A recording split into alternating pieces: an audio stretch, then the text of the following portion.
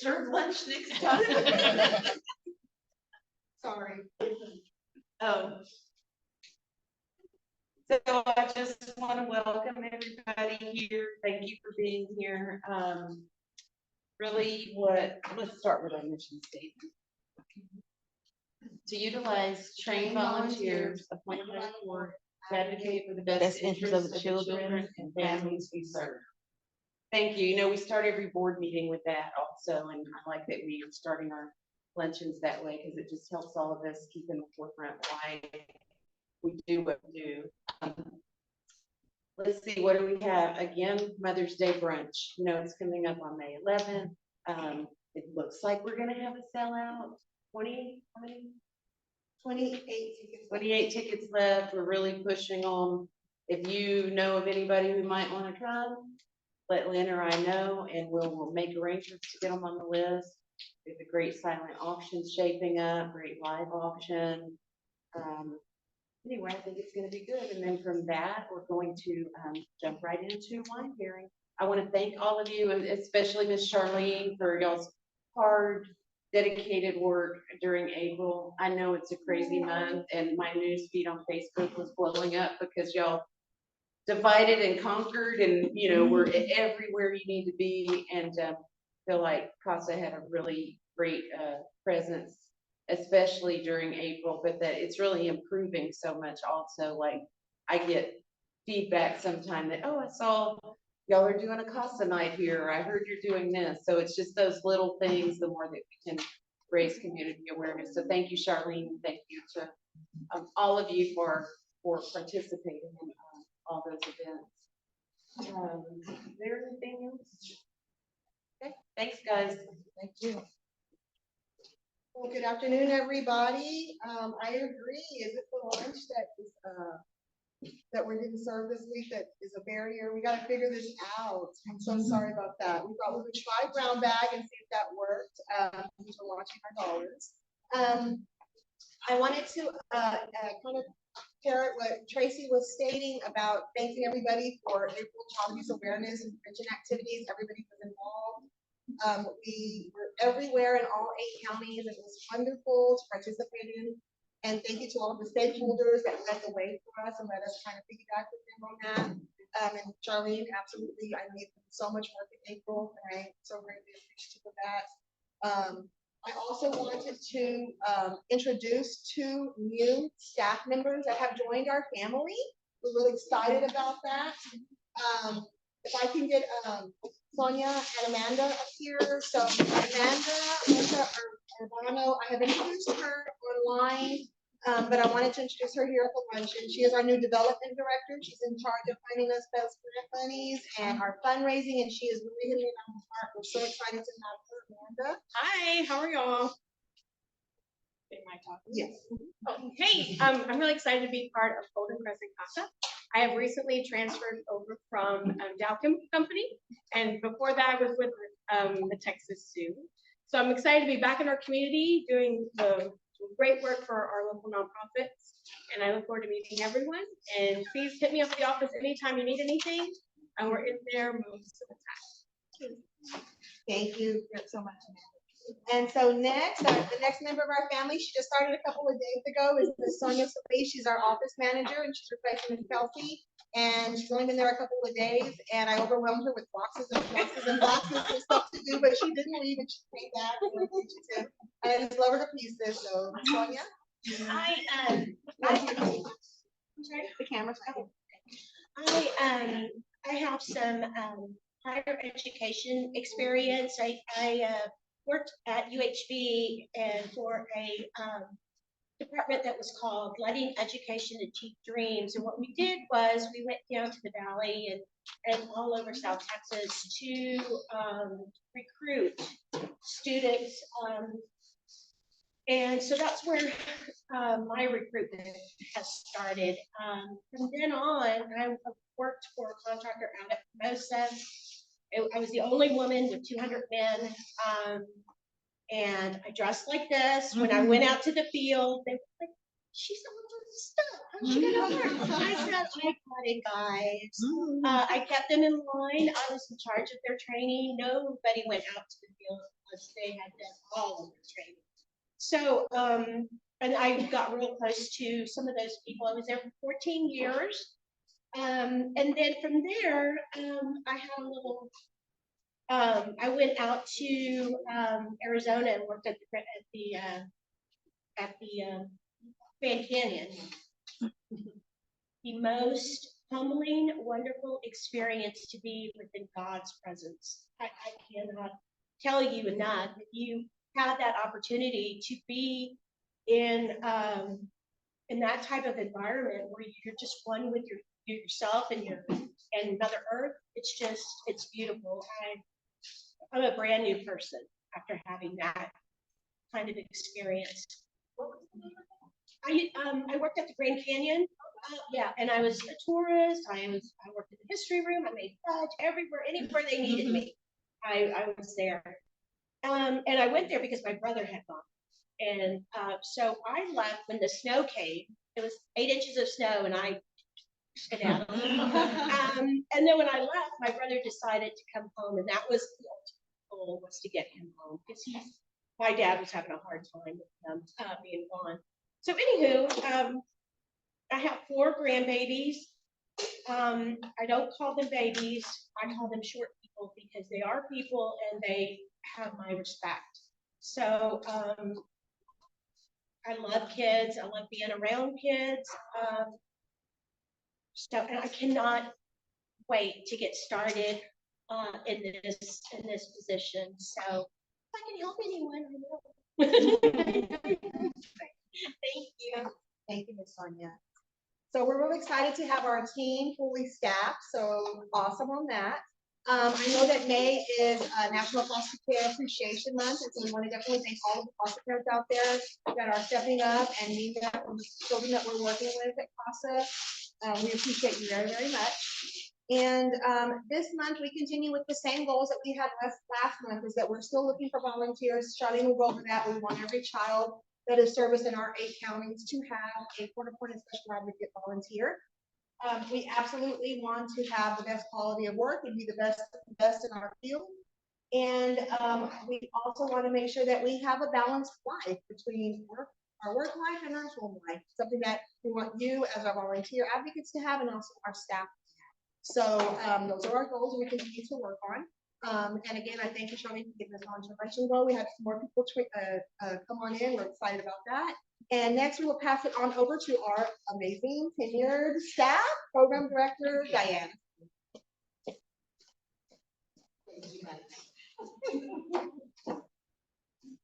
So I'm really excited to see everybody here today. In case you didn't notice, or if you didn't pick up an agenda, because I didn't get to make everyone's lunch today, I did put a lunch note on the agenda. So just to let everybody know how special you really are. So if you didn't get one, stop by the desk and get your note so you'll know y'all are the best. Thanks, Mom. You're welcome. So in the month of April, our agency served 150 children and 93 families. So of those 150 children, 109 of them had volunteers. Woo-hoo! So our staff, being as stellar as they are, they had to cover the remaining 41. But good news, when Charlene comes to share, she'll let you know how many people are in our class, and we're fixing to make a difference in the number of children that need volunteers, because it'll be quite a bit fewer. So of those 93 families, 69 of them had volunteers. So our staff was working with 24 families. So we are less than the 80% mark that we are striving for, because that's the goal set by Texas CASA. So if any of you know anyone that you think would make a great volunteer, let Charlene know, and we can get them in a class and get them signed up so that they can start their adventure too. So we had 9 new children come into care in April, and from 4 different families, and we had 0 children close. So we are still hopping and things are still going. We had 49 also volunteers. They provided 289 hours, valued at $9,196. They traveled 2,234 miles. So that's $1,497. So our total in in-kind services this month was $10,693. So we're so thankful for you guys. I only wanted to mention a couple of other things. Last month was our get to go. I am so sorry because we had so much fun. We tell you, I even doubled my score. On a strike.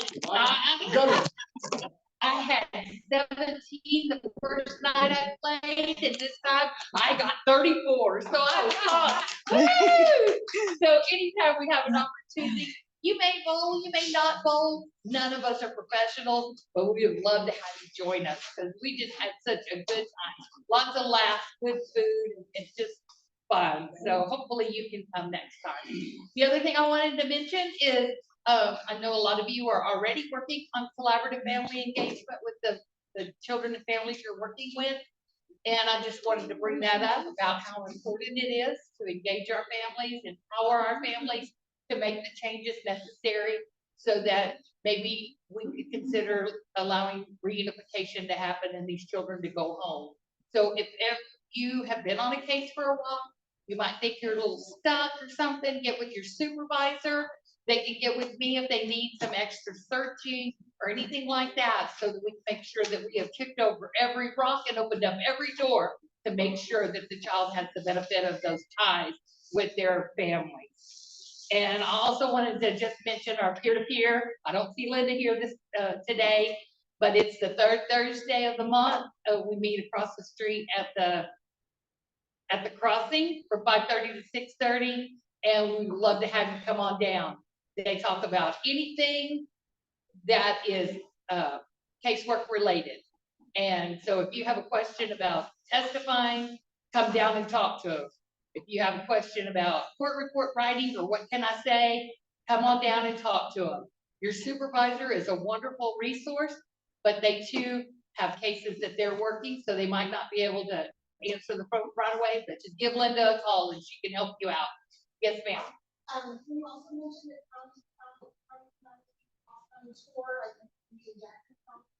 Yes, I can do that. Yay.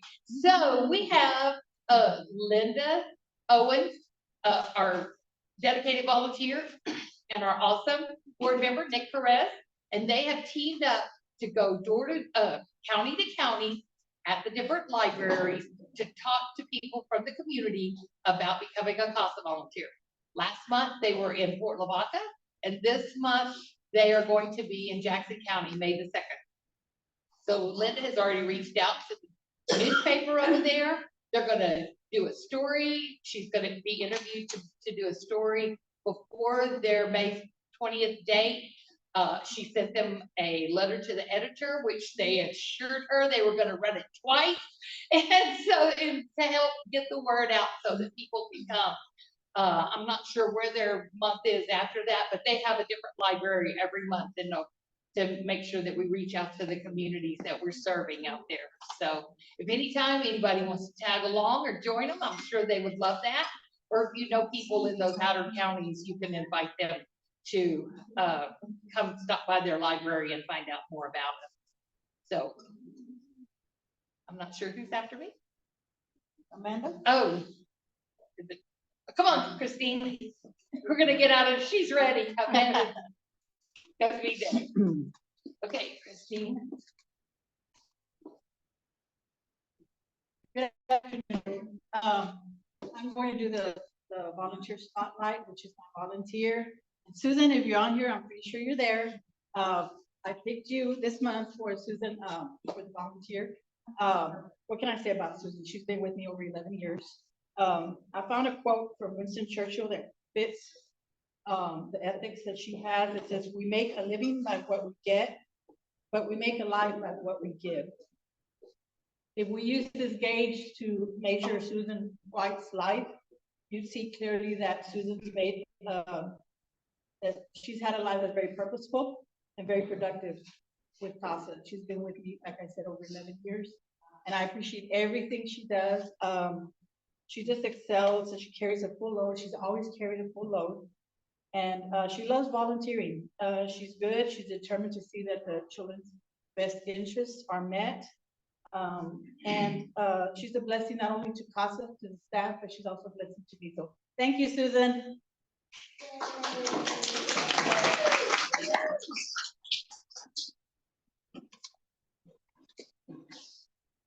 Okay, well, I'm Charlotte Moreno, the community engagement specialist, and I've heard so many thank yous from the board and from Linda, but I couldn't do anything about the board's support, other staff, and of course, the volunteers. So right now we have training, and we have our lovely Chantel, who came back and she's finishing up her training to hopefully get sworn in soon. Other than that, we have 7 other people who are in training, and we're trying to make sure they get through it.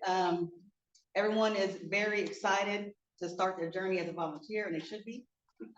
Just make sure if you're a seasoned volunteer that, you give them a warm welcome.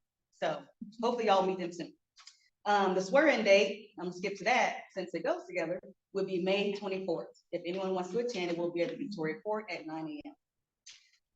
And let's see, we also have Shine the Light, which is this Saturday. It'll be from 8 to 11. It's GoPin, it's Mental Health Awareness Month, so we'll be over there with the group to, to help support them and spread awareness about our organization and what resources we have in the community. Other than that, the peer-to-peer is this month, but it's on May the 16th. So May the 16th. El Paso, we do have a fundraiser each month. We want to thank them for everything, all their support. We've been doing this since last October, and it's really helped with our funding. If you know of any other restaurants or anyone else who can help us throw a fundraiser, that would be great. Just get with me. And that date will be at El Paso, will be, let's see, that will be May the 21st. May the 21st. And as far as, I want to talk about continuing education, actually. I've looked up a lot of volunteers, and a lot of you need continuing education credits. Luncheon, this luncheon is a way to get credits each month, and it's an hour and a half. So we do have the recordings that are always on YouTube. You can go in and watch an old video. You can go to Texas CASA and do a quick training. But whatever it takes, we do need each volunteer to have 12 hours. You can log it yourself. If you don't know how, you can get with me or someone else at peer-to-peer. They can assist you with that. But we are planning on sending out a diversity, equity, and inclusion training via DocuSign, because that is a major part of what we do, and everyone needs to have that each year. It's a part of your training. And our next training for new volunteers will be July 16th. 18th, 23rd, and the 25th. So I'll be having that information out shortly. Let's see, I think I talked about everything. Let's move on to Happy May birthdays. Well, first we have a newly sworn in volunteer. He's been actively volunteering with his wife, but he does have his own case, and that was since January. So kudos to him for his birthday, which is on Friday. And of course, me, my birthday is on May 11th. And Raquel Gavin, her birthday is on May 16th. Madison is on May 23rd. And for May anniversaries, Deborah Gabler, she'll be 5 years advocating. Thank you so much. And myself, 5 years on May 20th. Miss Pamela Edwards, 7 years. Thank you. Thank you for your service. Miss Esther Mitchell will have 7 years. And Miss Mary Kay Barker, she's normally online watching. So happy birthday to you if you're watching. And not happy birthday, happy anniversary. She'll have 8 years of service. So thank you so much for your service and what you do. We couldn't do it without you, because volunteers are the head of this organization. Let's see. Who is next? We're gonna announce the speaker. Oh, you're ready? I was about to turn it over to him. He's been waiting patiently. And here is our lovely Amanda Urbano, who is the development director. She will give you an update. Hey, everyone, again, thank you. I'm sorry I have notes today. So I just want to give you a little bit more information about Mother's Day brunch. That will happen on May 11th at the Victoria Country Club. The event time is 10:30 to 2 p.m. There's going to be a wonderful Eggs Benedict and waffle brunch bar, as well as Bloody Mary and mimosa bar. Lovely silent auction items that will go live this Friday around noon. So get on there, place your bids. And also we have 4 live auction items you can win if you're the lucky winner. You can get a beautiful item called Pretty in Pink, and it's a bench. So it's actually a glider. It's very beautiful and a beautiful plant. There's also a bracelet donated by Deutsch and Deutsch from John Hardy. It's gorgeous. And then we have 2 trips on the live auction. One is to the Caribbean and one is to Big Bear Lake in California. So those could be yours for a great price. It's going to be an exciting time. We should have about 200 people. Like we said earlier, we do have about 25 tickets left. You can go to our website, grab those. You can even go to the Facebook page as well. So hopefully some of y'all will join us, and it's all this money goes right back to CASA. So it just helps y'all do what y'all do. The other thing we want to talk about is just a little bit of action that we've had going on. This is the beginning of my 4th week with CASA.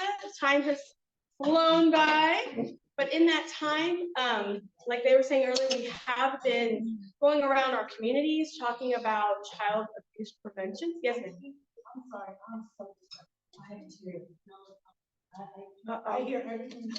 Okay, so we've been cruising around all the different counties and talking about Child Abuse Awareness Month. We've been joining our fellow partners, like Norma's House, Belong. We've just been kind of going everywhere with them. Charlene and I think Diana put up some pinwheels to represent children from our county here in Victoria. And then I guess they also put them up in what county? Calhoun? Refugio and Calhoun County to represent our children that we care for. So that's been wonderful first couple of weeks for me to be able to jump on their coattails and go visit as many people as I can. I've got to work with several volunteers, so that's real appreciative. Everyone's been nice and welcoming. We have done several radio spots, TV advertising, and newspaper just to promote Golden Crescent CASA, trying to get, of course, more advocates to come and hang out with us and learn what we do, and then definitely go into and help our children who need help, as well as promote our events and just get our name out there so people can start remembering, hey, people need help. I remember CASA. So we definitely want to get out in front of everybody.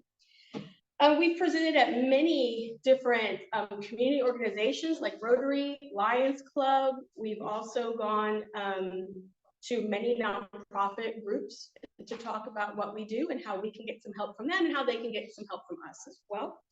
Like Charlene was saying, we are currently in the middle of our volunteer training right now, and the next round will happen in July, I believe, and that will take place in Refugio.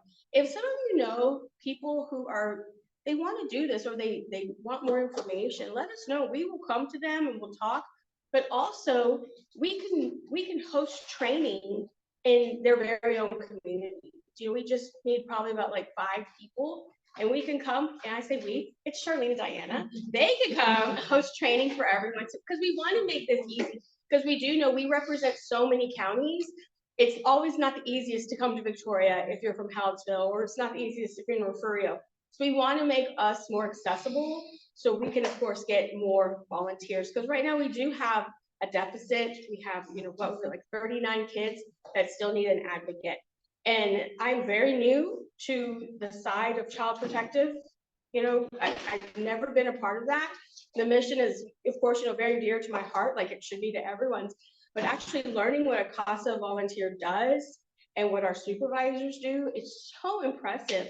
And when people start to hear more details about what you do, they really understand. Like one of my longtime best friends, who I thought I told everything about CASA in the last 3 weeks, she just asked me yesterday, oh, you mean I don't foster the kid? Like, no, girl, you don't foster the kid. You just go visit the kid. And she's like, I had no idea. I'm so interested now. She's like, I was like, I'm not set up for a kid to come to my home. It's like, hey, we got you. Come be an advocate. So it's like, we need more people, and we're willing to go talk to anybody and everyone, because the people in this room are our biggest advocates, and the people watching this presentation are our biggest advocates for our organization, because you know people like you who are wonderful and can get this job done. Oh, and like I believe Lynn said, she did talk about the county to county library visits as well. So just get that scheduled and please help promote it and tell people in your community, I'm interested, you're interested, let's go. And they're great people to be there. They can answer any questions for you.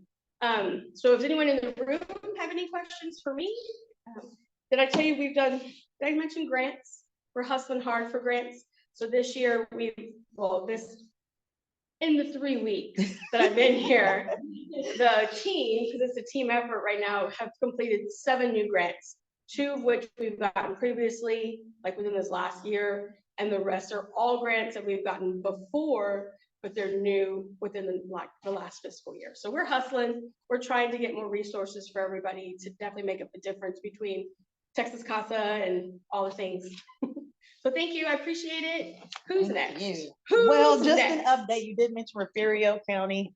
The training will be a 1-day training. If you know any people over there, it'll be just 1 day, short and sweet, but full of information. That'll be on June the 1st. Then after that, we have our 4-day training, which is 12 hours in July.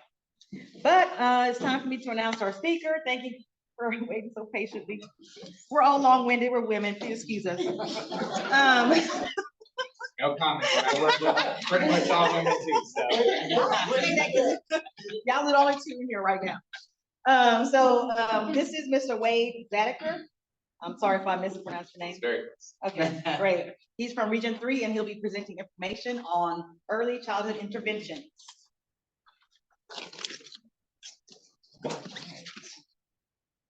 So, Oh, I'm sorry. I just.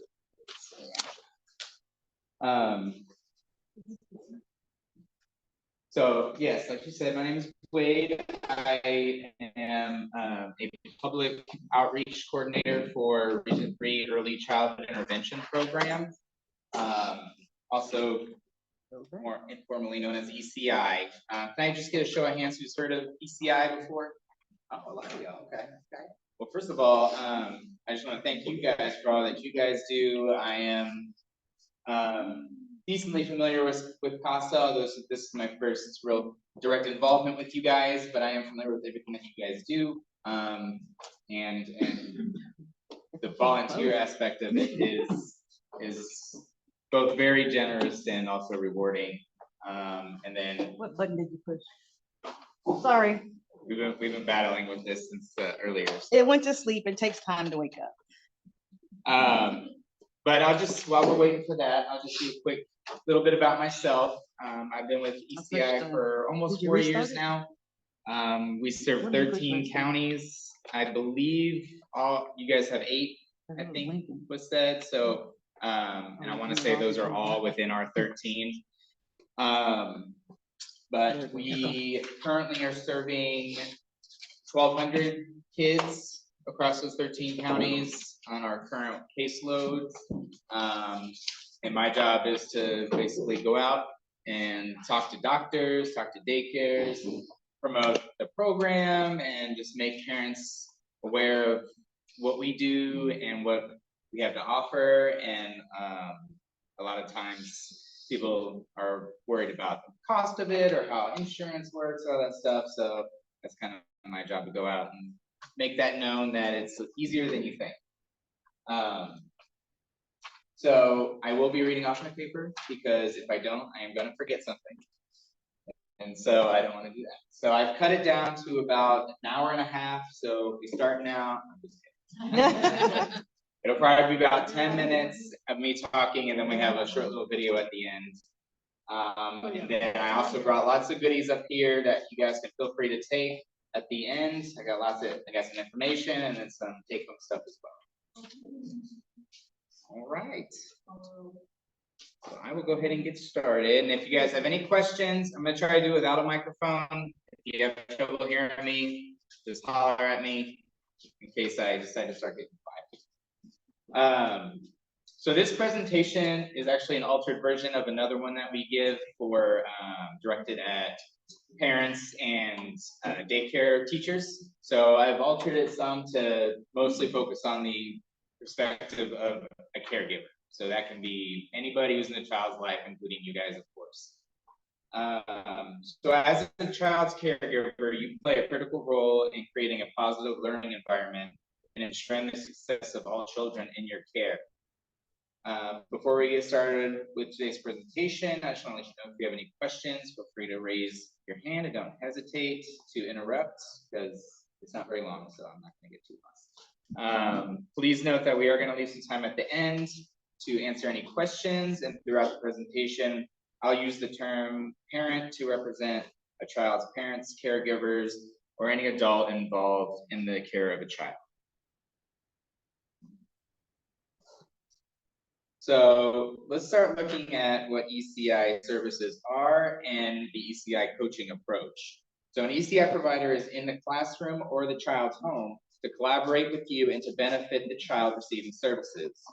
Understanding ECI services and the coaching approach will help you get the most from an ECI provider's visit. The Texas Health and Human Services ECI program serves children birth to 36 months with developmental delays or disabilities across the state of Texas. Services are provided in the child's natural environment, such as a home, child care facility, or a public park. ECI uses the coaching approach to guide parents and caregivers through strategies to address developmental needs by incorporating learning and skill building opportunities into the child's everyday routines and activities. So this coaching approach is something that we really strive for at ECI. The idea is that the therapist is going to come into that classroom or into the child's home where they usually play or a park, so that the child feels most comfortable and most in their natural air, environment, so that we're getting the most accurate response from the child, most natural interaction. And then the coaching approach really focuses on that therapist showing that caregiver how they're doing what they're doing and why it's important, so that the child can continue to make fast progress when the therapist is not there. So we can kind of leave that education and things to try with the parent or caregiver until the next visit. And that's different for every child. Some kids will receive one visit a week, some once every other week, some kids get 3 times a week. It just depends on their individual needs and diagnosis.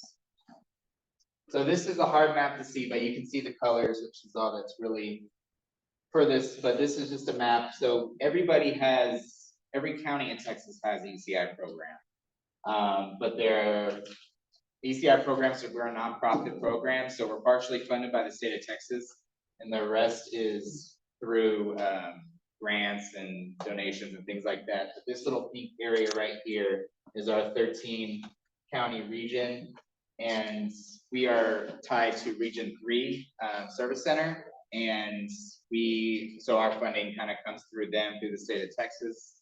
And we've been with them for over 40 years, which is very unusual to have a post agency that long. So we have been very blessed to be with Region 3 for this long, and we certainly appreciate everything that they do to help support us.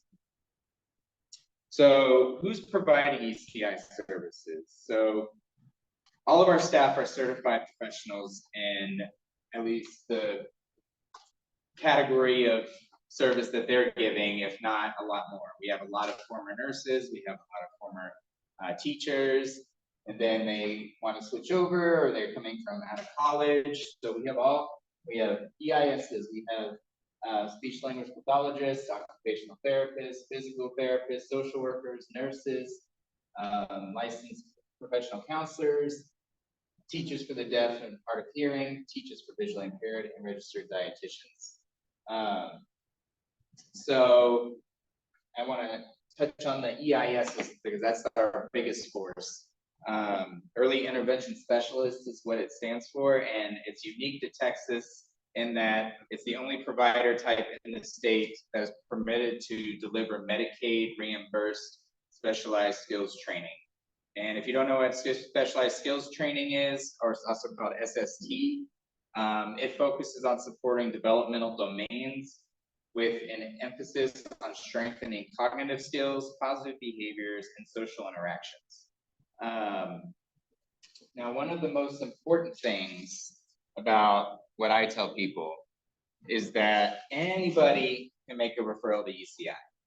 It can be you as a CASA volunteer, it can be mom, dad, aunt, teacher, it can be anybody. So if there's, if you make a referral to ECI, that initial evaluation is always 100% free. Someone will come out to the home or the daycare, sit down, ask mom or dad lots of questions, observe the child, takes about an hour. They'll tell you, hey, this is what we see, or nope, good to go. So it just depends on the child situation, but no matter what, that first evaluation is always free, so it never is no hurt to get a referral to get an evaluation done, because worst comes to worst, you find out something that you wouldn't have even thought of, so if a parent is curious or concerned even about a child's development, they can always just give us a call. We don't need a doctor's referral or anything. So how do you get qualified for ECI? Well, there's three main ways. First one is a qualifying medical diagnosis. So we have a whole list of medical diagnoses that are automatic qualifiers. Examples could be cerebral palsy, extremely low birth weight if under a year old, torticollis, which is a more common one, and Down syndrome is another example. But like I said, there's a whole list of them that if you have that diagnosis, you automatically can get an ECI. The next is if you're deaf or hard of hearing or have a visual impairment. If the child's gonna qualify through that, they have to meet the eligibility requirements through the Texas Education Agency. And then the most common way is through a developmental delay. Now this can be anything. This can be as simple as just being a couple months behind on not speaking yet, or it can be something as, up more severe as a, not talking by the time they're like 2.5 years old, or not making sounds, or not responding to their things like that. To determine this eligibility on developmental delay, we use a evaluation tool called the Battelle Developmental Inventory, the BDI. This comprehensive tool evaluates 5 developmental domains, which include motor, communication, cognitive skills, self-help, and social emotional development. By far right now, and which has continued to trend, is speech delays is by far our most common.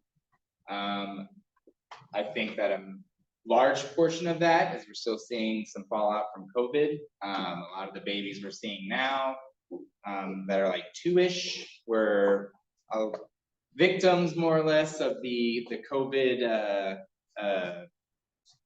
isolation. So a lot of them, especially ones that didn't have siblings or only children, weren't going to daycare, weren't going places a lot. So that interaction was delayed a little bit. So we are seeing a lot, about 60-ish% of our caseload have speech therapy going on. That's one other thing I was going to say. All right, so there's a full list of all of our ECI services.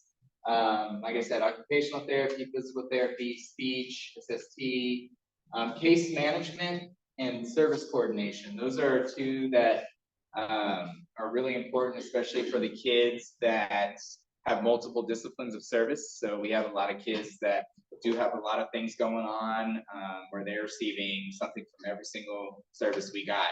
And service coordination and case management are crucial in making sure all those therapists know exactly what's going on with what they've done recently, because a lot of times these kids will get 2 therapists in the same day, back to back.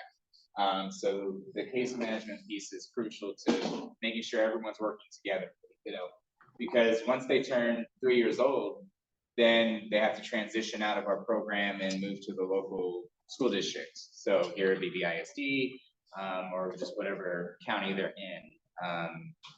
it transitions over if they still need to continue getting services beyond 3 years old. Let's see, then counseling, like I mentioned before, services for hard of hearing and visually impaired, nutrition services, and nursing. I'm going to touch a little bit more on this coaching approach and then a short little video. So Texas ECI uses the coaching approach for service delivery. Coaching focuses on guiding parents and caregivers through strategies that address developmental needs by incorporating learning and skill building opportunities into everyday activities.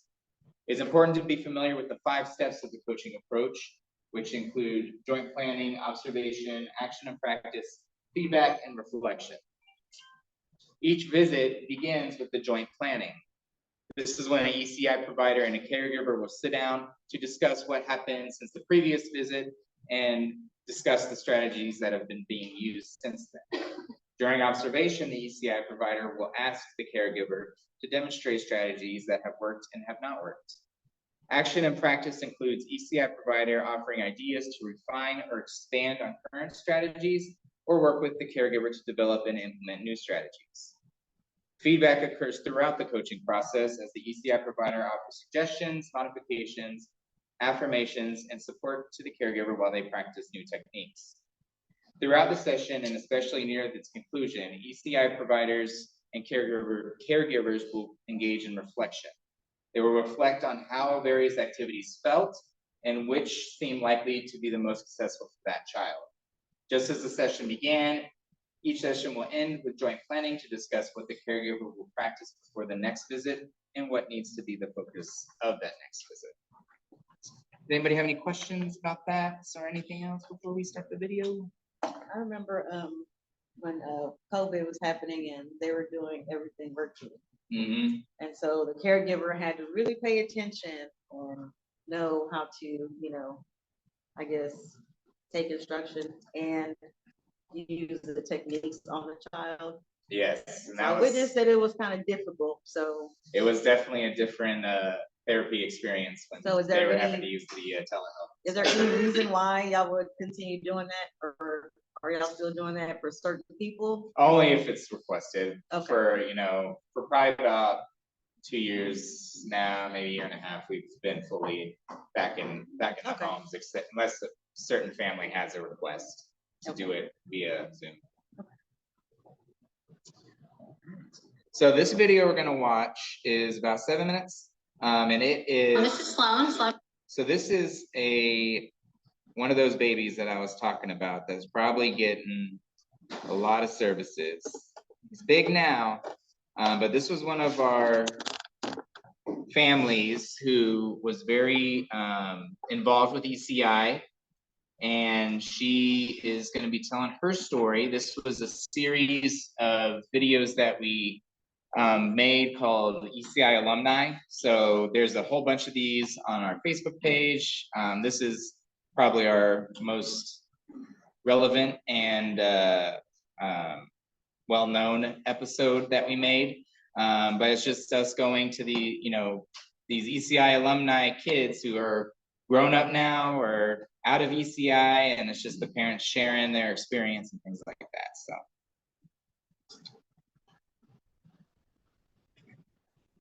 This is Sloan. Sloan is my son. He's 13 years old. No, you're 14. You just turned 14 last weekend. He was a twin. He's a twin sister. They were born at 38 weeks. No complications. Pregnancy was pretty easy, except for the fact that he didn't move a lot. So he had a lot of stress tests done in the midst of that pregnancy just to check on him and grow at the same rate that his sister was growing. They wanted C-section, both weighed, his sister weighed 6.5 pounds, he weighed 5.5 pounds, so they were really large. But home 2 days later, and then he's never really reached any of his milestones. And having other children, I didn't know he was awesome. So by the time he was 6 weeks old, he had lost the skill to stop. But Dr. Turner, our pediatrician, her CPI, feeding therapy, occupational therapy, and physical therapy. We had a lot of them. Yeah, they were there all the time. All the time. And they helped us see public walking, and walking was free. They were there all the time. So they became more of a family. It didn't feel awkward than coming into town. So we had occupational therapy, physical therapy. We had all of the amazing women in our room all of the time. From the time he was probably 6 weeks old. So it was time for us to transition to PPCB at that time. So we graduated at 3, and you know, they let us fly away. They were there for everything, birthdays, doctor's appointments, and just it was a part of finding out his diagnosis. Sloan was diagnosed at 16 months old with autism. And epilepsy, so, and a few other things, but the autism and epilepsy and apraxia work is, you know, the labels that started to help him get more therapy and treatment. So from the time Sloan was diagnosed at 16 months until it was time for us to leave ECI, he began to walk right as we were graduating ECI. He began to walk at the age of 3. Still nonverbal at that time. Sloan didn't become verbal until he was about 9 years old. He would never believe that this child didn't say anything. He used to be very quiet. I can understand when parents say their child is nonverbal, how hard it is. We understand. But we made a lot of progress. Even though at times it felt very slow, the ladies always reminded me that, you know, it wasn't a race, that we were going to get there, and there was always a reason for everything. So they were our cheerleaders. They cheered on every success. Anytime he began to take a bottle again, Beverly would do. We love her. Like we see her in the grocery store, and we love her. But you know, being food, or he would try something, try a food that that he wouldn't eat. It was like we throw a party, so we celebrated a lot with the ladies. It's just with all the women.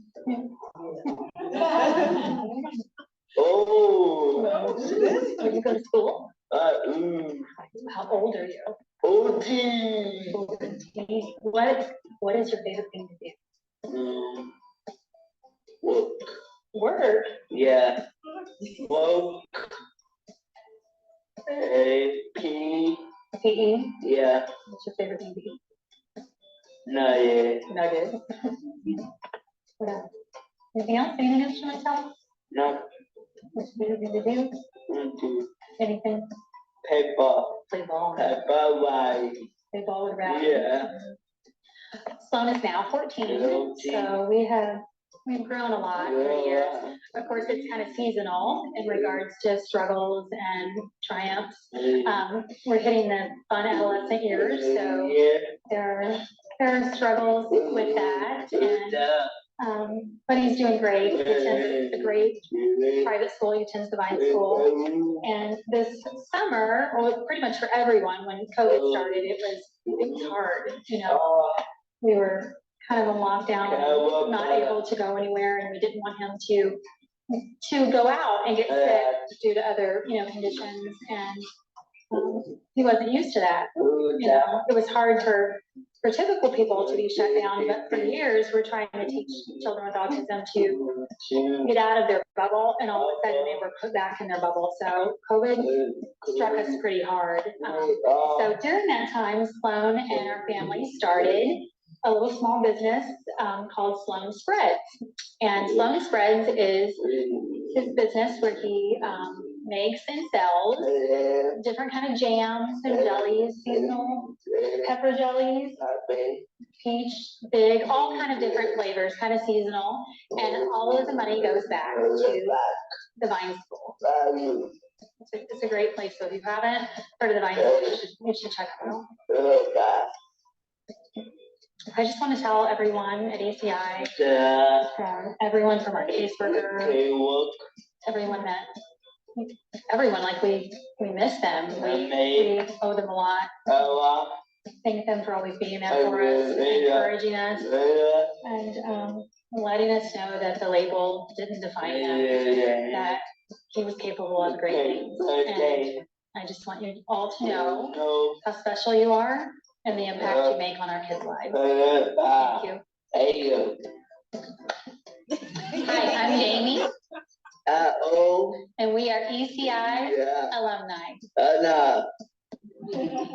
For more information on how early childhood intervention can help your family, find us online at www. So that's one of our more, like I said, more well-known, special in our heart families for sure, because a lot of our, that video was filmed, I think, about 2 years ago now. So he's like 16 now. So a lot of our upper leadership and upper management staff were that baby's therapist back then. So, but yeah, so that's all I really had. This is our QR code. So if you guys feel like it, you guys can take it, your phone out, scan it, and it'll take you to all of our social media pages, our website, all of our good stuff. You guys can check it out. Go follow us on Facebook. We post a lot of stuff there, the things we got going on. And like I said, feel free. I got lots of goodies up here. I got some information. I got these neat little notebooks with a pen. I got nice pens. I got koozies, fridge magnets. So feel free to come grab on your way out. And thank y'all so much for having me. I really do appreciate it. And does anybody have any questions? That kid, to me, he's trying to act like a smarter than. Well, he is a teenager, so that comes with this. That's a given. So, but very impressive. Very impressive, yeah. It sounds like it's fun in their house. Yeah. Okay, so thank you so much for giving us that presentation. He is going to share the PowerPoint with us, so that'll be uploaded on the newsletter, which will be out later today. And then on Friday, I'll have, or maybe before, but we have it scheduled for the 3rd. So the Friday after lunch, we don't send out the report. Any questions? Okay, now we're gonna do a raffle. Who has a raffle ticket? Wake up, y'all. 593. He meant 595. No. 593. Come on.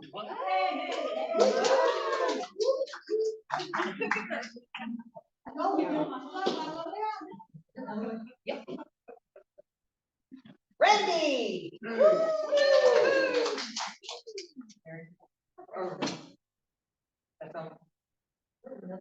No, Dean? No, Dean? No, I took yours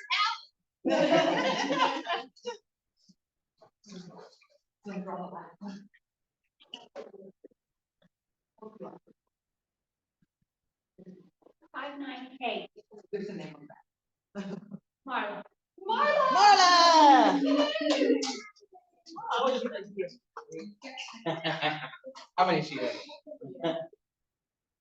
Thank you all so much for coming to our luncheon. Thank you, I appreciate it. If you have time, please log your hours. Absolutely.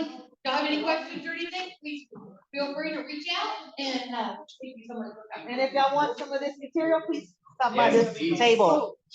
And I don't have to take it. And I'll take a clip. Gracias.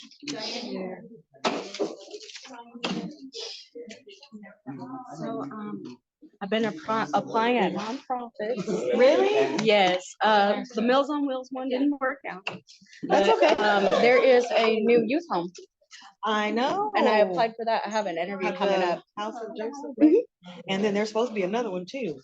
I need to get the name. But that's exciting, something new for Victoria. Because we need it in our area. Oh, yeah. But school's going well, and So what kind of classes are you taking? I only took like a basic math course this semester just to get back in. That's how I to the started. swing of things. That's how I started. It's been like 10 years, so. I know, we have to take it slow. Yeah. But you know what was my best friend? Going on Khan Academy. Khan Academy? Yeah. I'm at the tutoring center like 10 hours a week. I did that too, but when they weren't open, I was Yeah. on Khan Academy. And then and then finish that. Finals are Tuesday for that. And then this summer I'm taking 2 psychology classes. You lost weight. I did. I stopped drinking so much sodas. I switched yeah, I don't to drink my sodas one like Coke that. Zero a day. That's just bad. It's supposed to be like that for our life. Oh, yeah. But you look good. Your stomach's better. Everything's good. Oh, yeah, I had my surgery. Everything went well. I have to have one more surgery, but I'm gonna wait. It's not like dire. I need to do it right now. Yeah. No, it costs money. Yeah. And then I don't know if I'll even have insurance with Walgreens anymore because they cut hours so bad That much? yeah, like I mean I was working like 5 to no hours for like 3 weeks. Wow. I've been looking and just praying and hoping. That's all you can do. I did bring a little bit of extra of everything. They're having their lunch and I'm gonna go pop in there real quick. You have business cards? You have business cards? I do over here.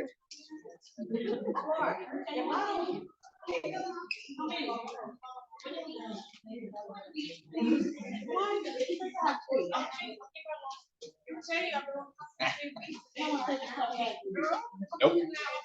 I have so much more of this stuff at the office. I know you can. Yes. I deal with kiddos. Yes, yes,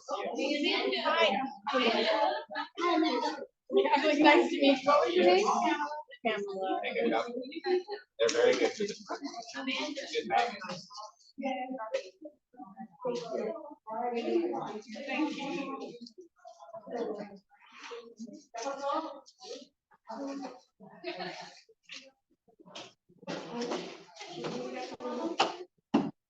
Oh, no, that's right.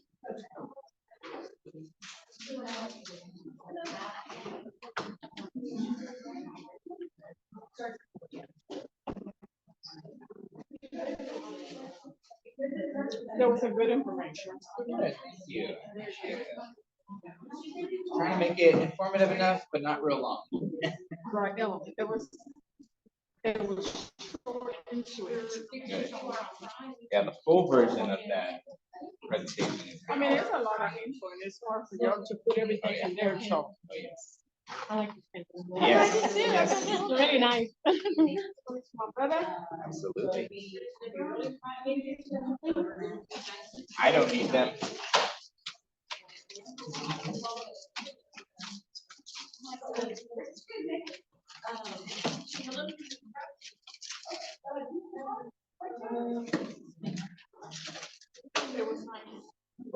Yes, very nice to meet you. Thank you so much. I appreciate it.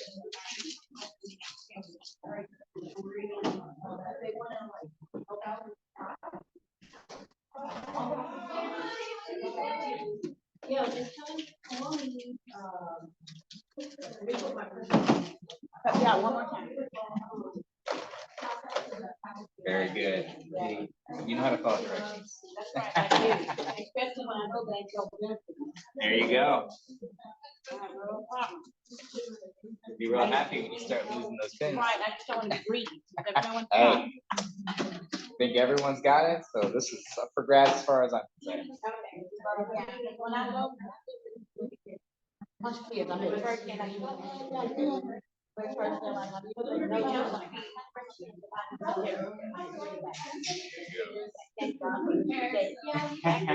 Better, yes, yes, very close. Yeah, I'm like, thank God for that. There you go. Thank you. Thank you.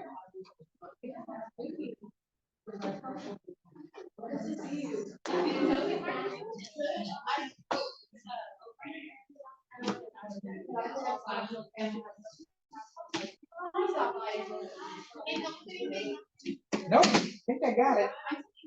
Thank you.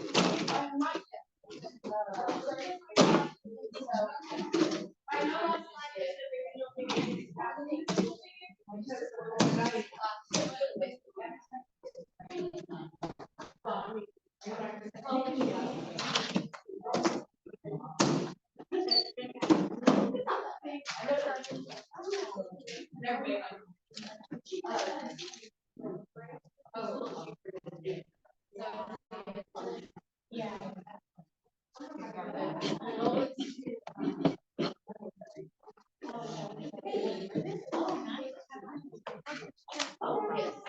know.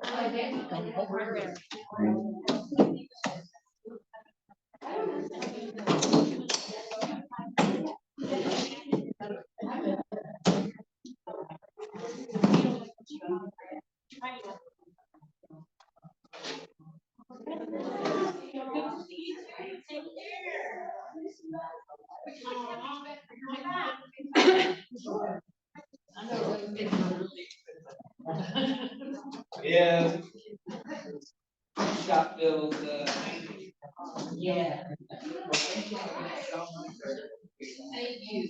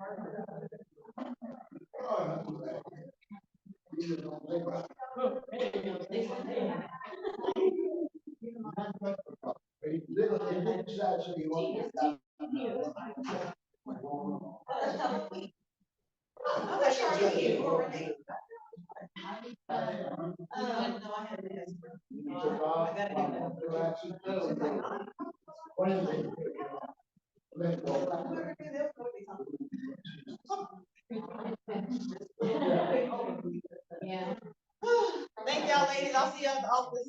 Okay. I don't have much to do.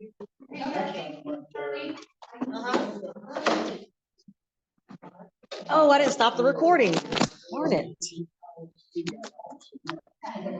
Okay.